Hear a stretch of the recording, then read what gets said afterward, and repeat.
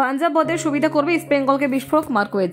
Indian super লিগে 2024-25 মরশুমে গুরুত্বপূর্ণ ম্যাচে পাঞ্জাব এফসির বিরুদ্ধে মাঠে নামবে এফসি গোয়া। এই মুহূর্তে 21 ম্যাচে 42 পয়েন্ট নিয়ে দ্বিতীয় স্থানে মানালো মার্কোয়েজের দল। অন্যদিকে পাঞ্জাব এফসি 21 ম্যাচে 24 পয়েন্ট নিয়ে প্লে অফে পৌঁছাতে মরিয়া। এই ম্যাচ থেকে মানালো মার্কোয়েজের দল 3 পয়েন্ট নিশ্চিত করলেই প্রথম ছয়ে যাওয়ার রাস্তা প্রশস্ত হবে ইস্ট বেঙ্গলের। তাই এই ম্যাচের গুরুত্ব বেশি লাল হলুদ সমর্থকদের জন্য। এফসি গোয়া পাঞ্জাব এফসির বিপক্ষে আইএসএল এ অপরাজিত। শেষ 3 ম্যাচের মধ্যে 2টিতে জয়লাভ করেছে, যার মধ্যে রয়েছে এই মরশুমের প্রথম পর্বে 2-1 ব্যবধানে জয়।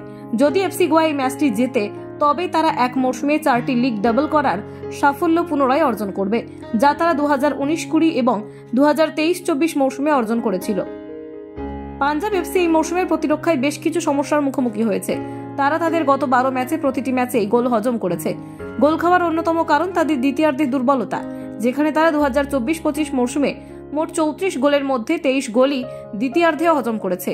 তাদের শেষ 2টি হোম ম্যাচে একাধিক গোল খাওয়ায় এফসি গোয়া এই সুযোগে তাদের শক্তিশালী অ্যাটাকিং লাইন আপ দিয়ে শেষের দিকে গোল করতে সক্ষম হতে পারে।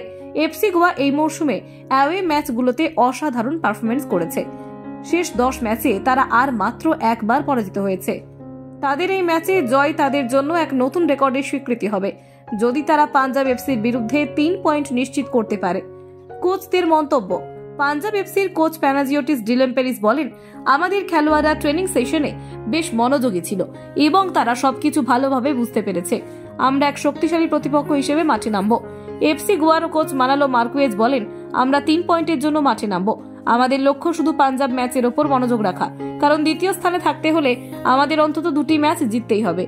এই ম্যাচটি 2টি দলের জন্যই অত্যন্ত গুরুত্বপূর্ণ এবং তাদের লক্ষ্য থাকবে জয় ছিনিয়ে নিয়ে তাদের লক্ষ্য পূরণ করা। কলকাতা 24/7.in